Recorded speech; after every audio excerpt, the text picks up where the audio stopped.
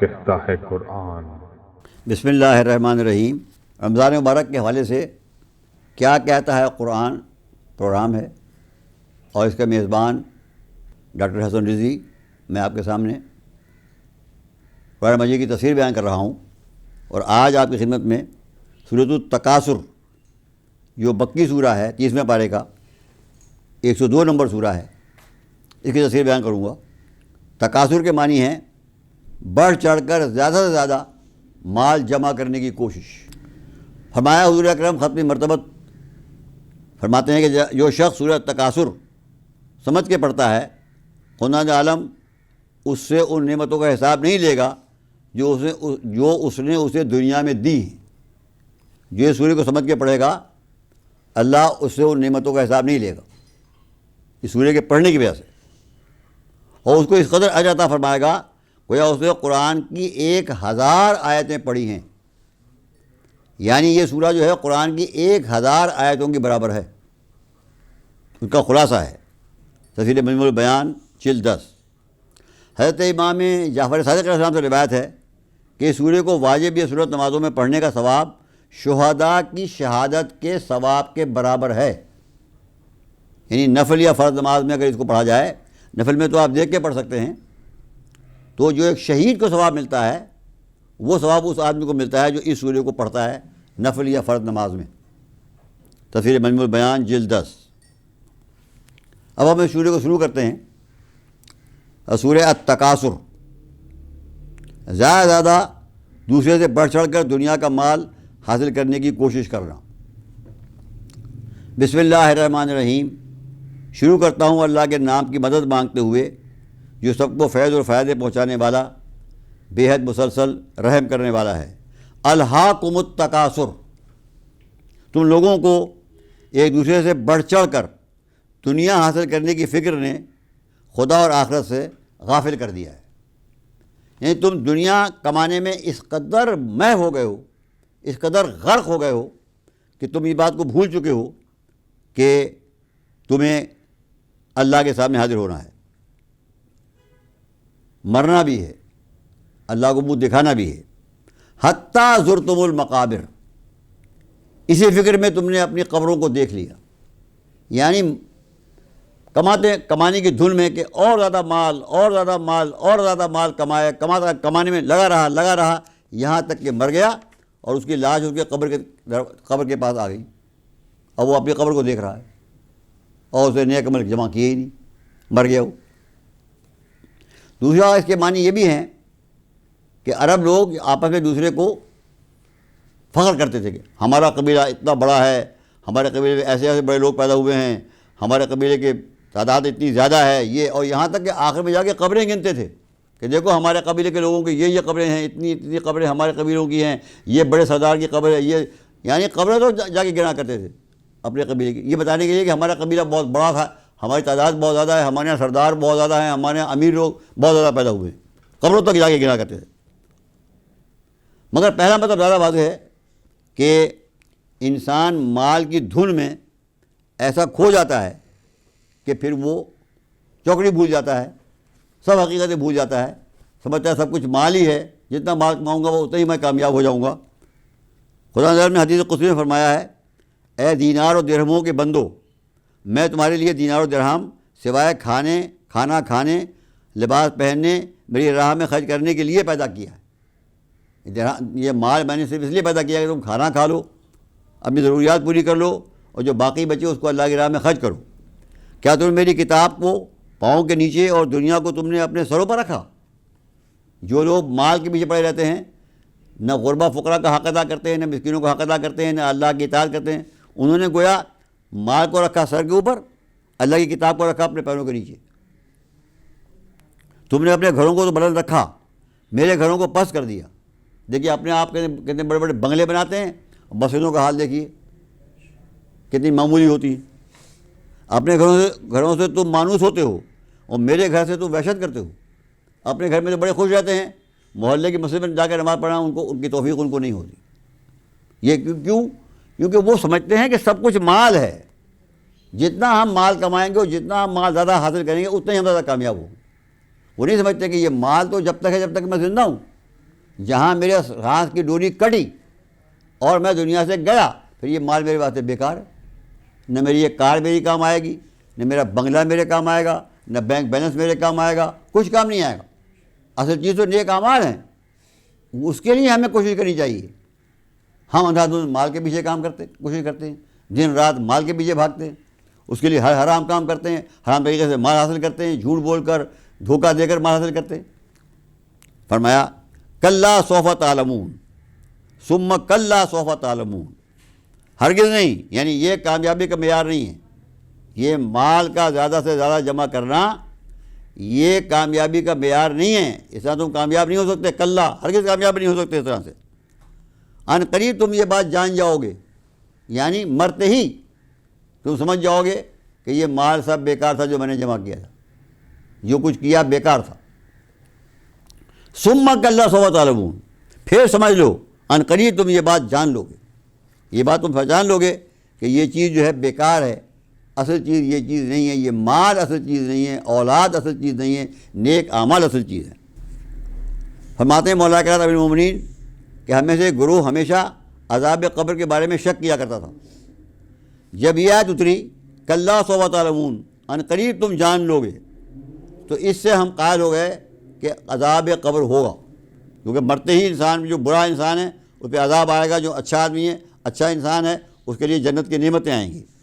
پھر دوبارہ اللہ نے کہا کلا سوف تعلمون، ان قریب تم اور پھر جان لو گے.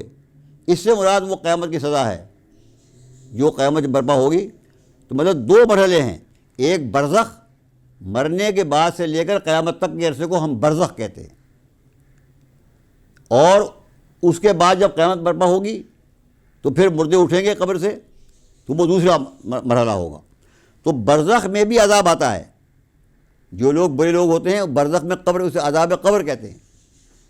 برے لوگوں کا عذاب قبر سے شروع ہو جاتا ہے، اچھے لوگوں کو قبر میں جنت کے باغات مل جاتے ہیں. پوچھا گیا مولانا کائنات امیر المومنین علی بن ابی طالب سے، یا امیر المومنین ما ہی القبر، یہ قبر کیا ہوتی ہے؟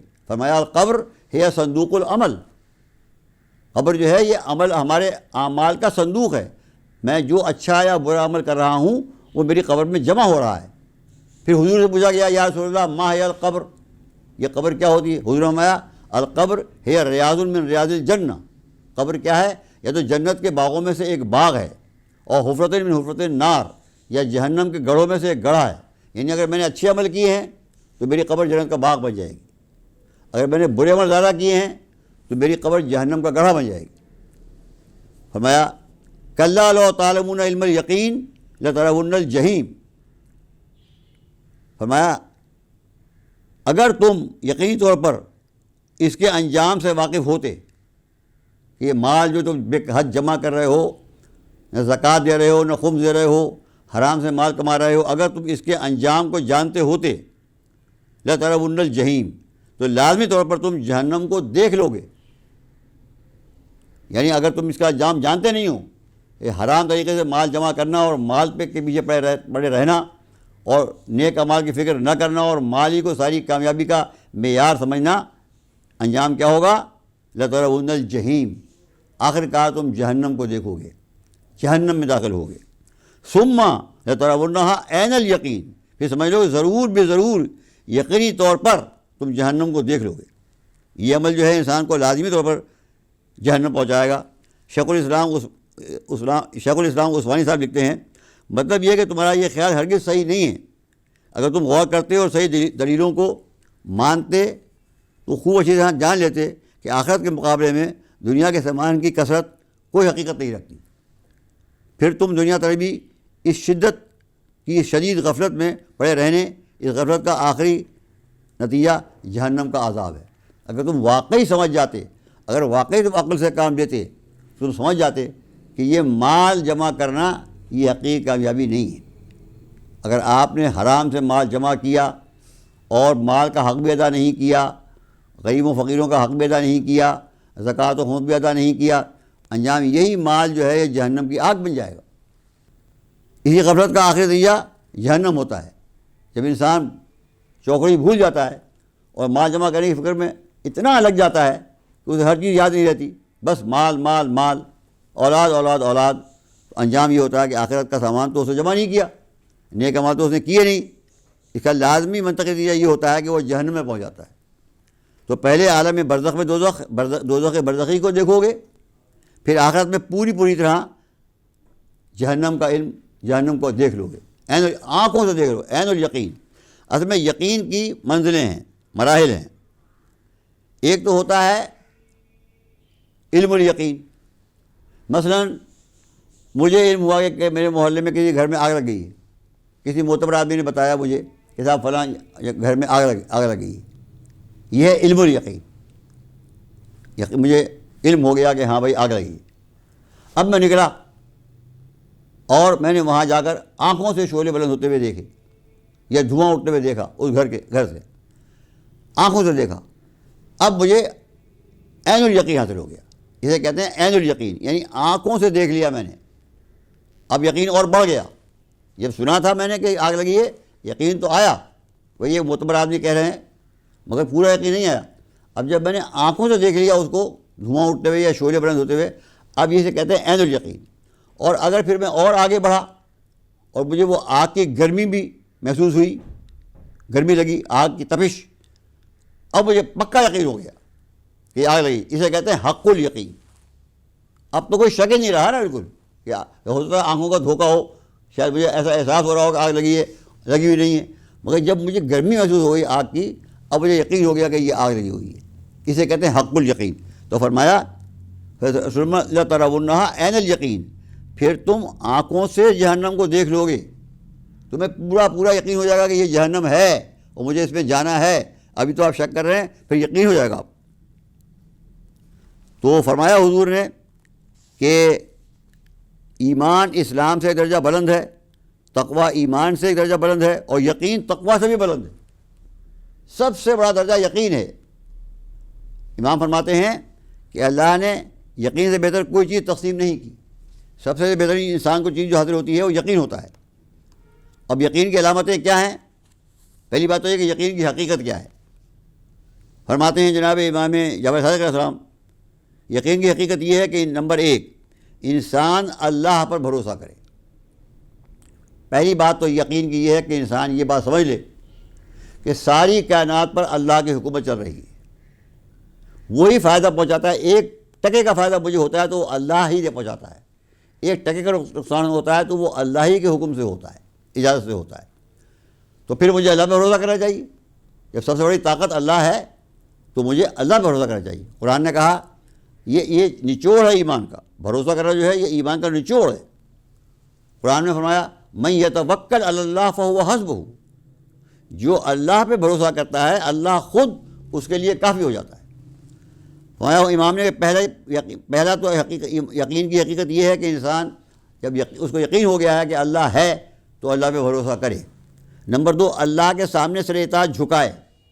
دوسرا یقین کا یہ ہے حاصل کہ انسان پہ اللہ کی اطاعت کرے۔ جب مجھے یقین ہو گیا کہ میرا خالق، مالک، رازق اللہ ہے، میرے ہر فائدے نقصان کا مالک اللہ ہے، وہی مجھے فائدہ پہنچاتا ہے، وہی نقصان پہنچاتا ہے، اسی کے سامنے مجھے جانا ہے، تو پھر مجھے اس کی اطاعت کرنی چاہیے۔ جتنا مجھے اللہ پر یقین ہوگا اتنا ہی میں اللہ کی اطاعت کروں گا، جتنا یقین نہیں ہوگا اتنی اطاعت نہیں کروں گا۔ اور نمبر 3 فرماتے ہیں امام، خدا کی قضاء و قدر کے فیصلوں پر راضی ہو جانا، کہ انسان جو اللہ نے فیصلے کیے ہیں اس پہ راضی ہو، کیونکہ اللہ بہتر جانتا ہے کہ مثلا میں اس بات ناراض ہوں کہ مجھے اللہ نے ملٹی ملینئر کیوں نہیں بنایا، ارب پتی کیوں نہیں بنایا، تو اللہ جانتا ہے کہ کس کو دیا جائے کس کو نہ دیا جائے، کیا دیا جائے کیا نہ دیا جائے، یہ اللہ بہتر جانتا ہے۔ جیسے ایک ڈاکٹر ہوتا ہے، وہ دوا دیتا ہے، کسی کو کوئی دوا دیتا ہے، کسی کو کوئی دوا دیتا ہے، کسی کو کچھ مقدار میں دیتا ہے، کسی کو کسی زیادہ مقدار میں دیتا ہے، کسی کو کم مقدار میں دیتا ہے، وہ ڈاکٹر جانتا ہے کہ اس کو کتنا دیا جائے۔ ایسے ہی اللہ، حضور فرماتے ہیں کہ تم اللہ کو طبیب سمجھو، ایک ڈاکٹر کی طرح سمجھو، وہ جس کو جو دے رہا ہے وہ بہتر جانتا ہے کہ اس کو کیا دیا جائے کیا نہ دیا جائے، کیا کس کے حق میں بہتر ہے کیا کے حق میں بہتر نہیں ہے۔ تو اللہ کے قضاء و قدر کے فیصلوں پر راضی رہا جائے۔ اور چوتھا بات یقین کی کیا ہے، نتیجہ کیا ہے، تمام کام اللہ کے سپرد کر دے۔ افوض امری الی اللہ ان اللہ بصیر بالعباد، میں اپنے تمام معاملات اللہ کے حوالے کرتا ہوں کیونکہ وہ اپنے بندوں کی اچھی طرح سے دیکھ بھال کرنے والا ہے۔ یہ 4 باتیں جس کے اندر ہیں وہ یقین کی منزل پر ہے۔ نمبر 1 اللہ پہ بھروسہ کرے، نمبر 2 اللہ کی اطاعت کرے، نمبر 3 اللہ کی قضاء و قدر کے فیصلوں پر راضی رہے، نمبر 4 تمام کام اپنے اللہ کے سپرد کر دے۔ یہ حدیث میں نے آپ کے سامنے پڑھی بحر الانوار کی جلد 70 سے، حدیث نمبر 4۔ یقین کے صحیح ہونے کی علامتیں، یعنی واقعی یقین صحیح ہے کہ نہیں ہے۔ فرماتے ہیں امام جعفر صادق علیہ السلام کہ اللہ کو ناراض کر کے لوگوں کو راضی نہ کرے۔ اگر واقعی آپ کو یقین ہے اللہ پر، کوئی ایسا کام نہ کرو کہ لوگ تو خوش ہو جائیں، اللہ ناراض ہو جائے۔ جس وقت میرے چوتھے امام دربار یزید میں تھے، جمعہ کا دن تھا، یزید نے ایک خطیب کو ممبر پر بٹھایا جسے حضرت علی کو برا بھلا کہا، دل بھر کے برا بھلا کہا۔ تو امام اس وقت قیدی کی حالت میں کھڑے تھے، آپ نے سر اٹھایا اور خطیب سے کہا، یزید کو اشارہ کیا، تو نے اس ایک آدمی کو راضی کرنے کے لیے خدا کو ناراض کر دیا۔ کام گیا وہ خطیب، گر گیا ممبر سے نیچے۔ فرمایا کہ اگر یقین ہے اللہ پر تو اللہ کو ناراض نہ کرو لوگوں کو خوش کر کے۔ کوئی ایسا کام کہ آپ لوگ خوش ہو جائیں، چاہے لوگ اللہ ناراض ہو جائے۔ میں جھوٹ بول دوں لوگ خوش ہو جائیں، کسی کی جھوٹی تعریف کر دوں لوگ خوش ہو جائیں۔ اگر میں نے جھوٹ بولا ہے تو اللہ ناراض ہوگا۔ کسی آدمی میں کوئی خوبی نہیں ہے، صرف اس کی خوشامد میں نے کہہ دیا کہ صاحب یہ تو بڑے نیک آدمی ہیں، بڑے پارسا آدمی ہیں، حالانکہ وہ بدمعاش آدمی ہے، صرف لوگوں کو خوش کرنے کے لیے، اس کو خوش کرنے کے لیے میں نے کہہ دیا، تو یہ یقین، اس کا مطلب یہ ہے کہ مجھے اللہ پر یقین نہیں ہے۔ نمبر 2، جو کچھ اللہ نے نہیں دیا ہے اس پر لوگوں کو برا بھلا نہ کہے۔ اگر یقین ہے کہ اللہ سب کچھ کرتا ہے تو لوگوں کو برا بھلا کہنا کہ صاحب فلاں نے مجھے یہ نہیں دیا، بھائی اللہ کی مرضی ہے، جس کو چاہے اللہ دے، جس کو چاہے نہ دے، جسے چاہے دلائے، جسے چاہے نہ دلائے۔ نمبر 3، یہ جان لے کہ خدا اپنے عدل کی بنا پر راحت و آرام اور یقین خدا کے فیصلوں پر، جتنا انسان کو اللہ کے فیصلوں پر یقین ہوگا اور راضی ہوگا اتنا پرسکون ہوگا، اور جتنا وہ اللہ کے فیصلوں سے ناراض ہوگا اتنا ہی بے سکونی کا عالم ہوگا، ہمیشہ بے سکون کے عالم میں رہے گا۔ تو ہمیں ان چیزوں کو یقین حاصل کرنا چاہیے، یہ چیزیں پیدا کرنی چاہیے اپنے اندر۔ اللہ پر توکل پیدا کرنا چاہیے، اللہ کی اطاعت کرنی چاہیے، خدا کی قضاء و قدر کے فیصلوں پر راضی ہونا چاہیے، اپنے کام اللہ کے سپرد کر دینے چاہیے۔ اگر ہم یہ 4 کام کرتے ہیں تو اس کا مطلب یہ ہے کہ ہم اللہ پر یقین رکھتے ہیں۔ اور آخر میں فرمایا ثم لتسألن یومئذ عن النعیم، پھر ہم تم سے نعمتوں کے بارے میں سوال کریں گے۔ نعیم، ضرور تم سے ہم نعمتوں کے بارے میں سوال کریں گے۔ اب یہ نعمتیں کیا ہیں؟ تو حدیث روایت آتی ہے کہ امام ابو حنیفہ خدمت میں آئے حضرت امام جعفر صادق علیہ السلام کی، اور یہی سوال کیا کہ یہ جو اللہ نے فرمایا ہے ثم لتسألن یومئذ عن النعیم، اس دن ہم تم سے نعیم، نعمتوں کے بارے میں، خاص نعمتوں کے بارے میں سوال کریں گے۔ تو اس سے مراد کیا ہے؟ امام نے پوچھا آپ کیا سمجھتے ہیں، آپ کے خیال میں کیا مراد ہے اس سے؟ امام ابو حنیفہ نے فرمایا کہ میں سمجھتا ہوں اس سے مراد گرم روٹی اور ٹھنڈا پانی ہے۔ یہ اللہ کی بڑی نعمت ہے، اور ہے بھی نعمت بہت بڑی۔ گرم روٹی بھوک میں مل جائے اور ٹھنڈا پانی پینے کو مل جائے، بڑی نعمت ہے۔ امام مسکرائے۔ امام نے فرمایا کیا کوئی کریم، کوئی عظیم آدمی کسی کو کھانا کھلائے، ٹھنڈا پانی پلائے اور بعد میں حساب لے گا تم نے کتنی بوٹیاں کھائیں، کتنی روٹیاں کھائیں، کتنے گھونٹ پانی پیے؟ یہ پسند کرے گا کوئی شریف آدمی؟ پسند کرے گا اس بات کو کہ کسی کو کھلا پلا کے وہ حساب لے اس بات کا کہ بتاؤ بھائی تم نے میری کتنی روٹیاں کھائیں، کتنی بوٹیاں کھائیں؟ کوئی شریف آدمی پسند نہیں کرے گا۔ تو کیا اللہ پسند کرے گا اس بات کہ ہم اللہ جیسا عظیم و کریم اور سخی اور بڑی ذات مجھ سے یہ پوچھے کہ تو نے کتنی روٹیاں کھائیں؟ اور پھر امام اگر یہی حساب، یہی نعیم ہے، مراد نعیم یہی ہے، تو کتنا لمبا حساب ہوگا، میں نے کتنی روٹیاں کھائی ہیں، کتنی بوٹیاں کھائی ہیں، کتنے میں نے کپڑے پہنے ہیں، کتنے میں نے جوتے کوٹ پہنے، ان سب کا حساب تو کتنا لمبا حساب ہو جائے گا۔ اور کیا یہ اللہ کے لیے مناسب ہے کوئی اتنی معمولی نعمتیں دے کے اس کا حساب لے؟ ایک باپ پسند نہیں کرتا اپنے بیٹے سے یہ حساب لینا۔ تو روایت میں آتا ہے کہ امام حنیفہ جو تھے وہ شرما گئے۔ انہوں نے فرمایا، پوچھا گیا یا امام پھر سے مراد کیا ہے؟ وہ نعیم سے مراد ہم محمد و آل محمد کی محبت ہے، یہ ہے وہ نعیم جس کے بارے میں سوال کیا جائے گا کہ تم نے محبت کی یا نہیں کی، محبت کا حق ادا کیا یا نہیں ادا کیا۔ محبت کی جائے ان سے پہلی بات، محمد علیہ محمد سے یہ پہلی بات ہے، ان کے مرتبے کو جان کر، ان کی عظمتوں کو جان کر، ان کے فضائل کو جان کر، ان کے کمالات کو جان کر ہمیں ان سے محبت کرنی چاہیے، اور پھر اس محبت کا حق ادا کرنا چاہیے۔ محبت کا حق کیا ہے کہ ہم ان کے احکامات کی تعمیل کریں، ان کے عمل کے مطابق اپنے عمل کو ڈھالیں۔ یہ ہے نعیم۔ اصل نعیم یہ ہے کہ جو ہم آل محمد کی محبت پیدا کریں اپنے اندر، ان کے کمالات کو جان کر، اور ان کی پیروی بھی کریں، ان کی اطاعت بھی کریں، کیونکہ ان کو ماننے سے مطلب یہ ہے کہ ان کے عمل کو ماننا، ان کے قول کو ماننا، ان کے حکم کو ماننا۔ لہذا ہم دعا کرتے ہیں اللہ ہمیں اس بات کی توفیق عطا فرمائے کہ اس نعیم کو ہم حاصل کریں، اللہ کی خاص نعمت کو حاصل کریں، محمد و آل محمد سے محبت کریں اور ان کی عملاً پیروی کریں۔ وآخر دعوانا الحمد للہ رب العالمین۔ بسم اللہ الرحمن الرحیم۔